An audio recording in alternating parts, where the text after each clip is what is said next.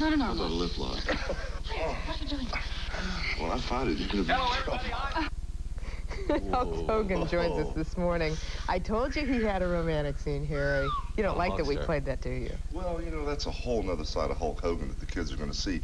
And that is a romantic side of Hulk Hogan, but that's as far as it goes. Just a little bit of nibbling there with Joan Severance. She's my girlfriend in the movie No Holds Barred, and she comes on pretty strong when she finds out what a nice guy the Hulkster really is. I have to make a pretty strong stand to keep her away, you know. Aren't you worried about that, though, being perceived as too nice? Well, no, you know, because for the last 5.5 years, I've been yelling and screaming at the kids to train, say your prayers, and eat your vitamins, and if you don't eat your vegetables, I'll body slam you. And now, you know, with this movie, it gives me the artistic liberty to show the kids that after you're wired like a maniac and you're trying to get good grades and trying to make the football team or slam dunk a basketball, the other 23 hours of the day, it's okay to be a real person, to be cool. And what's so funny is everything in this world goes around and it comes back around. So if you're real positive, good things come back to you. And in this movie, you'll see a whole new Hulk Hogan that's vulnerable, sensitive, sometimes in trouble, and almost romantically caught in a pretty rough situation. Is this the real Hulk Hogan? This is the real Hulk Hogan. And, you know, I've had these kids listening for so long, you know, when I've yelled and screamed at them. And sometimes they won't listen to the parents or the teachers, but they listen to the Hulkster when I yell at them. My mom, you know, and dad and my wife and all my friends that know me, they say, if everybody just knew you how you really were, they'd like you even more. And they would understand that, you know, when you're intense, it's time to be in the ring. And the other times, you're a pretty cool guy, you know. And so I'm real curious to see how it goes. Isn't wrestling really acting? I mean, so you've already known, you know how to approach the camera, you know how to give physical gestures. Yeah, I do. I mean, it's not really acting. I wish it was that simple, but that's just part of it. But you heard it. He said it's not really acting. The wrestling isn't. I know. Well, there's more to it than that. That'd be unfair just to classify it as that. Sure. But basically, I'm in front of the camera so many hours a week. The big screen, that camera for film was just another lens, and I just had to keep thinking that less is more because I'm used to asking 30,000 people if they want me to punch Harry in the face in Madison Square Garden. And they always say yes. Yes.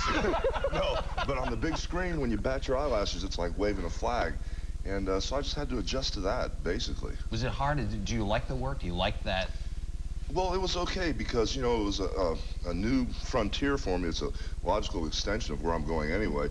It's just another vehicle because I've used TV, I've used pay-per-view, I've used cable to the max to get this message across. And now with the big screen, it's just another vehicle for maybe people that watch wrestling that may not go to the live venues, you know, that would come out. When you were a little kid, did you want to be a professional wrestler when you grew up? Yeah, I did. Oh, come on. I did. I've always been a wrestling fan. We were talking about it yesterday. My dad used to take me and a friend of mine, Dan Brower, that travels with me, to the matches when I was 8 years old. Dick the Bruiser? Yeah. Mad Dog Vachon? Well, those guys were up north. I didn't know about those guys till I got into wrestling. But you really did want to be? I mean, Yes. but when did you become so, you are very large. What, you're 6'7"? 6'7", You're physically 305 pounds. expansive. I've had a problem with weight all my life. When I was in Little League Baseball, 12 years old, I weighed 196 pounds. When I graduated from high school, I was 300 pounds. And basically, you know, I've always been big. I just got in shape after high school because I was kind of fat. Steroids? No. I've been approached, seen it everywhere in all the gyms across the country. At one time, I said, should I? Shouldn't I? Because I'm 35 years old. There's a whole new breed of wrestlers coming in. I've got a 1-year-old daughter I love very much. And I've always wanted to have a family, and I didn't want to be hooked up to a kidney dialysis machine. You know, when my kids going to school. And basically, I'm not a bodybuilder. I'm not into the cuts. I mean, wrestlers do have a little bit of a belly on them, I'm sorry to say. Great shape. You got it. And, you know, it's just, there are winners and losers in this world, and I'm a winner, bottom line. And the movie's PG-13. PG-13. Thanks. Hulk Hogan. No blood and guts for all the little Hulksters. We'll be back. Thank you.